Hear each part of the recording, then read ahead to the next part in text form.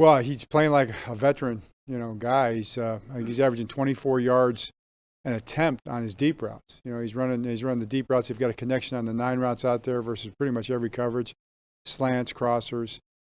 Just doing a great job. He's playing like the high pick that he is, and he and of course Joe Burrow have a connection. I think based on go back a long way. So they've got an understanding of each other, and you can see it.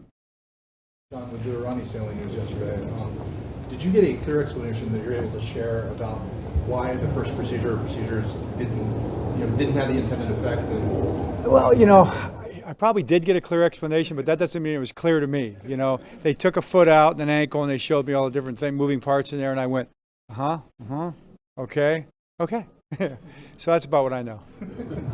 Was it something from week 1 though, or just the combination of it wasn't quite right? They haven't really pinpointed when it happened. There's just it just didn't work out, I guess is the best way I can just explain it. Maybe Ronnie, he's much more involved with it. He's talking to the doctors all through. Could probably explain it better than I could. Coach, Bengals defense much improved this season with Trey Hendrickson, 5.5 sacks, B.J. Hill. What have you seen with them as far as their ability to get to the quarterback? Yeah, they're doing it. I mean, you're right. They brought in some guys. I feel like they brought in 4 or 5 good players up front. They've got a young middle linebacker. Of course, Hendrickson's got 5.5 sacks already, numerous pressures. But it's not just him. I mean, Hubbard's still doing a great job. Reader's playing well inside. Ogunjobi's playing well inside. Those guys are also pass rushers inside. They're blitzing every now and then, bringing Von Bell. They're just doing a really good job with playing their defense, and they've got good players doing it. Coach, it's only 6 games in. There's worse places to be than on top of the AFC. What's your message to the team, though, about where you are right now? Well, our guys are focused on the game. We've got a huge game coming up on Sunday, a division opponent. We're playing in the AFC North. Nothing more important than AFC division games, especially division games at home. We understand that, and we're just trying to get ready for the game. John, after going back and looking at Ricard, obviously we see the 4 catches that he made with that. The whole job, blocking, running the routes, all the little things that for his first game. What did you see from him? I would say right for his first game, very good. And you just don't know. And someone asked me how you think he's going to do it. I don't know. I think he'll do well, but he did really well. Now he can be so much better, and I think he's excited to have that one behind him now. So you got a feel for where you're at, and he just kind of goes forward from there. John, after the Lions game, there was video of Lamar going over film with Marquise Brown after the 2 drops in that game on the plane ride back home. Is that something that you would have seen from Lamar, you think, his rookie year or even his second year as far as leadership that way? Right. No, that's a great question. I would say the answer is yes. I mean, he's been doing that since the day he took over. He's been on the plane. He watches the tape. He grabs guys. Yeah, all of our guys do. It's Lamar certainly because he's the quarterback and he does it kind of from his role. But when you get back on the plane after we play and you walk back there, all the guys have their iPads out and they're all watching the game and they talk about it, and coaches back and forth talking about different things. It's very football oriented, which of course is a football coach. Now I don't think I walk back there and all of a sudden they pop their iPads up, as far as I know, but that's kind of what I want to see. John, how great is it getting Nick Boyle back finally on the field and then maybe in game soon? It's great. I mean, we'll just have to see how he does in practice, but he seems strong. He's been rehabbing out here really strong with the training staff and with the strength staff. I see him out here working for really months, and it'll be a good test today to see how it feels in a football practice, just from even if it's just individual period. So we'll see what he can do out here today and probably have more for you going forward.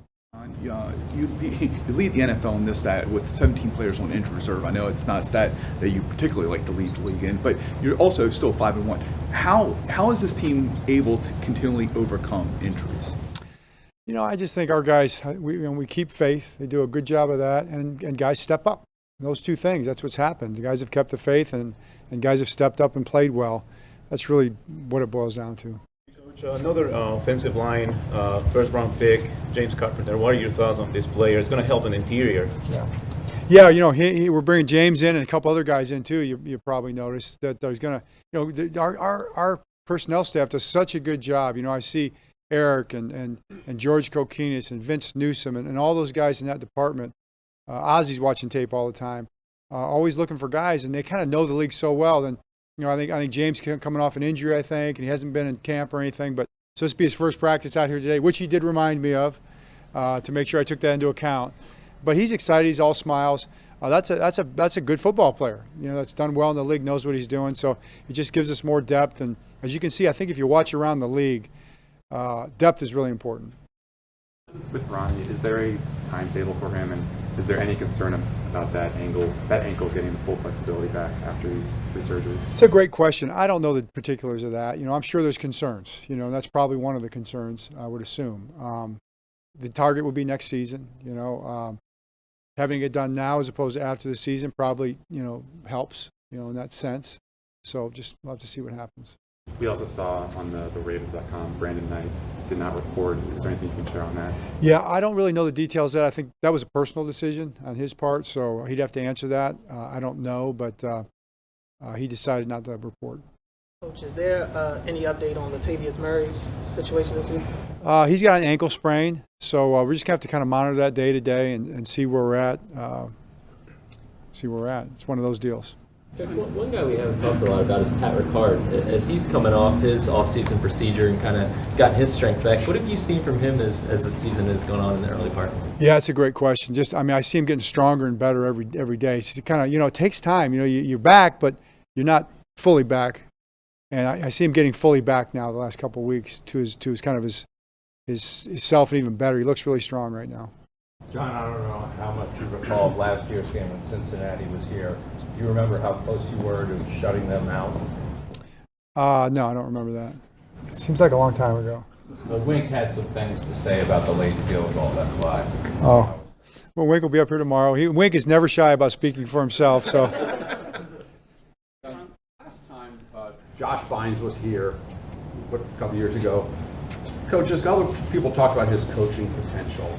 I don't know if you agree with that, or how does that manifest itself? Not in tackles on the field, but how do you see him interacting off the field with players? Absolutely. That is a strength of his for sure. And I see him working with Patrick and Malik a lot, and Christian. It's good to have a player perspective. I think we've got one of the absolute best linebacker coaches in the whole world in Rob Ryan. He's a great defensive coach, and he does a great job, and that's part of it. That's the main part. But when you're also a veteran player that can kind of say, hey, okay, this is how I see it or I feel it in there, doing it, it's got to help a young player. I talked to him about that last week about maybe coaching. He goes, I never thought about that, Maybe I want to do that someday. So let's wait a couple weeks, before we...